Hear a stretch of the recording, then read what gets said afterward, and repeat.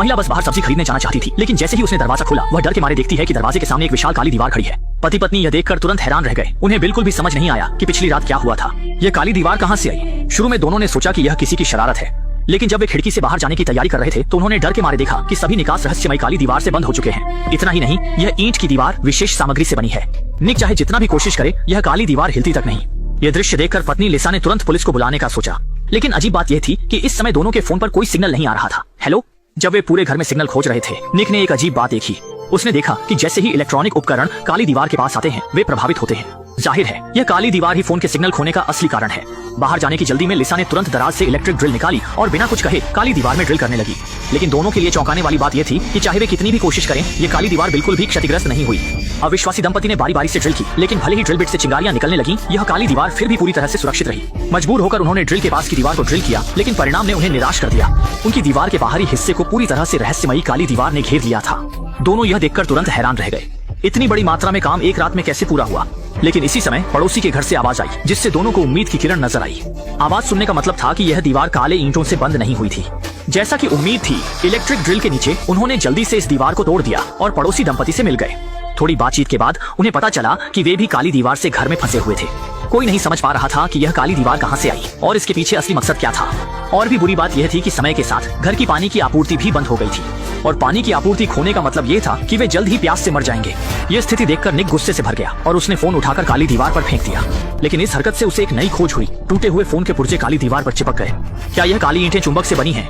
अपने विचार की पुष्टि करने के लिए उसने तुरंत बड़ी मात्रा में लोहे की वस्तुएं निकाली और पूरी काली दीवार पर समान रूप से फैला दी। थोड़ी कोशिश के बाद उसने पाया कि काली दीवार में वास्तव में एक रहस्य छिपा था, और वह यह था कि काली दीवार की चुंबकीय शक्ति अलग अलग थी। शायद काली दीवार का रहस्य इन 4 सबसे मजबूत चुंबकीय बिंदुओं में छिपा था।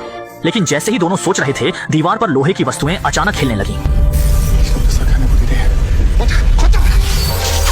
शुक्र है कि निक ने तेजी से प्रतिक्रिया दी और समय पर अपनी पत्नी को चोट से बचा लिया, लेकिन दुर्भाग्य से उसकी पीठ पर लौटे हुए लोहे के टुकड़े से चोट लग गई।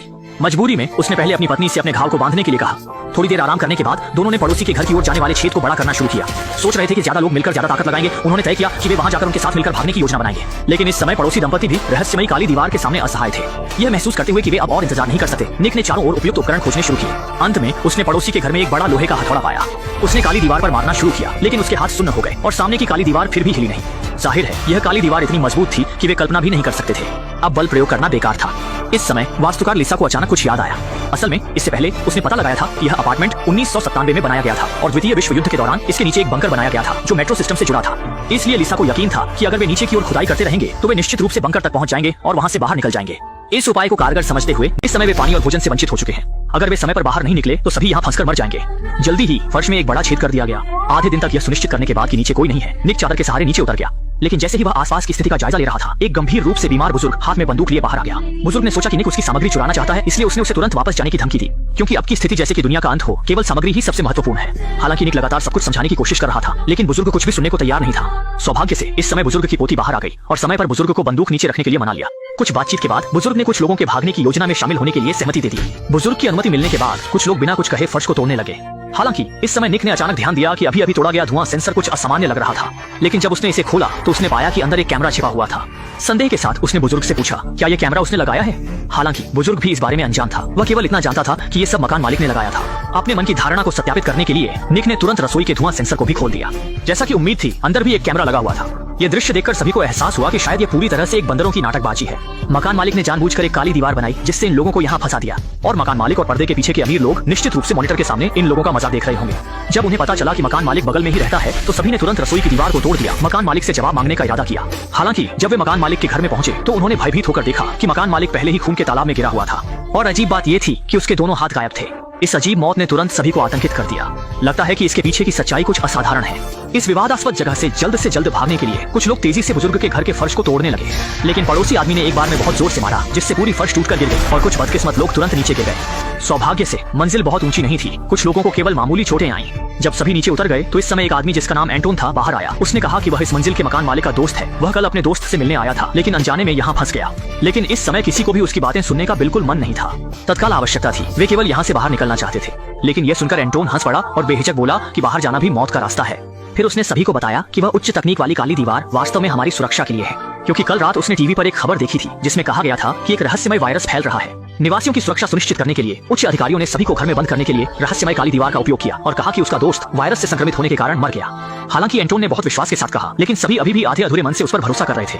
आखिरकार खुद अपनी आंखों से देखकर ही सच और झूठ का फर्क किया जा सकता है। इसके लिए उन्होंने फिर से फर्श को तोड़ दिया और अपनी इच्छा के अनुसार तहखाने में पहुंच गए और सफलतापूर्वक बंकर के स्टील के दरवाजे को ढूंढ लिया। लेकिन जब उन्होंने दरवाजा खोला और देखा, सामने का दृश्य देखकर वे वहीं स्तब्ध रह गए। दरवाजे पर अभी भी मोटी काली दीवार थी, जिसे देखकर सभी लोग तुरंत निराश हो गए। पड़ोसी आदमी ने अपने गुस्से को निकालने के लिए बुजुर्ग की पिस्तौल छीन ली और अजीब काली दीवार पर कई गोलियां चला दी।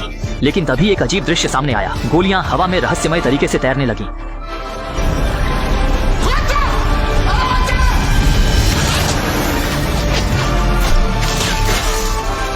कुछ युवा लोग तेजी से प्रतिक्रिया करते हुए बच गए, लेकिन बुजुर्ग इतना भाग्यशाली नहीं था। उसे वापस लौटती गोली ने सीने में छेद कर दिया। अंततः अत्यधिक रक्तस्राव के कारण उसकी मृत्यु हो गई। इस घटना के बाद सभी ने इन काली दीवारों की भयानकता को समझा और भागने का विचार छोड़ दिया।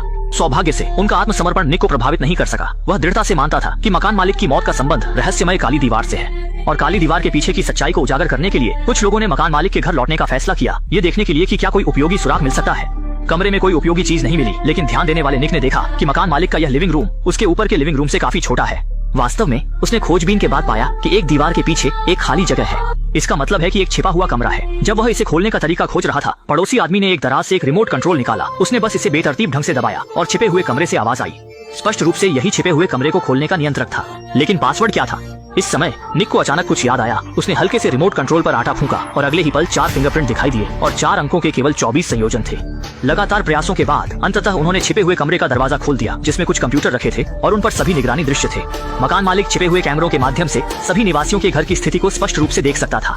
जाहिर है मकान मालिक एक विकृत व्यक्ति था जो झांकने का शौक रखता था, लेकिन अब इन बातों पर ध्यान देने का समय नहीं था। तत्काल आवश्यकता थी काली दीवार के रहस्य को समझने की। और जब उन्होंने पिछले निगरानी वीडियो देखे तो सभी ने पाया कि ईंट की दीवार 4 बजे अचानक बिना किसी को खबर हुए प्रकट हो गई थी। निगरानी दृश्य के आगे बढ़ने के साथ निक ने देखा कि पहली मंजिल पर रहने वाला प्रोग्रामर जो एंटोन का दोस्त था, उसने रहस्यमय काली दीवार को खोलने में सफलता प्राप्त की थी। हालांकि निगरानी ने काली दीवार के खुलने का दृश्य नहीं दिखाया, लेकिन लगातार फ्लैशलाइट के बाद दरवाजे की दीवार पर गलियारे की रोशनी का दृश्य स्पष्ट रूप से देखा जा सकता था। लेकिन इससे पहले कि वे खुश हो पाते, निगरानी में एक भयानक दृश्य दिखाई दिया। एंटोन ने अचानक बाहर के दोस्त को खींच लिया और अंततः उसे जिंदा गला घोंट दिया।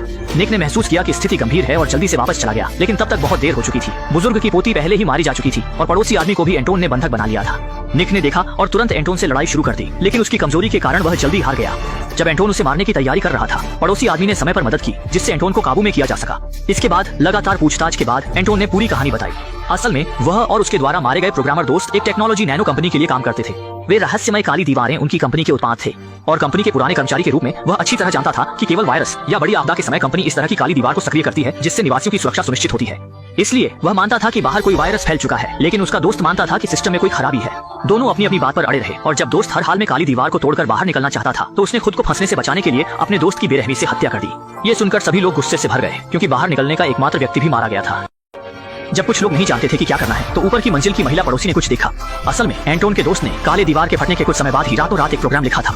ये समझने के बाद कि वही प्रोग्राम काली दीवार को तोड़ने की कुंजी है, निक ने तुरंत सामने वाले के कंप्यूटर से वो प्रोग्राम अपने मोबाइल में डाल लिया। इसके बाद उसने फोन को काली दीवार की ओर किया और जल्दी ही फोन पर चारों ओर प्रकाश बिंदु बटन दिखाई देने लगे। लेकिन निक को भी नहीं पता था कि बटन का क्रम क्या है, इसलिए वह केवल एक एक करके क्लिक कर सकता था। उसके अंधाधुंध कोशिशों के साथ काली दीवार तुरंत प्रतिक्रिया देने लगी और ठोस से धीरे धीरे अनगिनत कणों में बदल गई। महिला पड़ोसी ने सोचा कि यह बाहरी दुनिया की ओर जाने वाला रास्ता है और उत्सुकता से अपना हाथ अंदर डाल दिया। कौन जानता था कि अगले ही पल उसका हाथ अंदर बुरी तरह फंस गया और काली दीवार उसे जोर जोर से अंदर खींचने लगी। जल्दी ही उसका आधा शरीर अंदर धंस गया। इसी समय काली दीवार फिर से ठोस हो गई।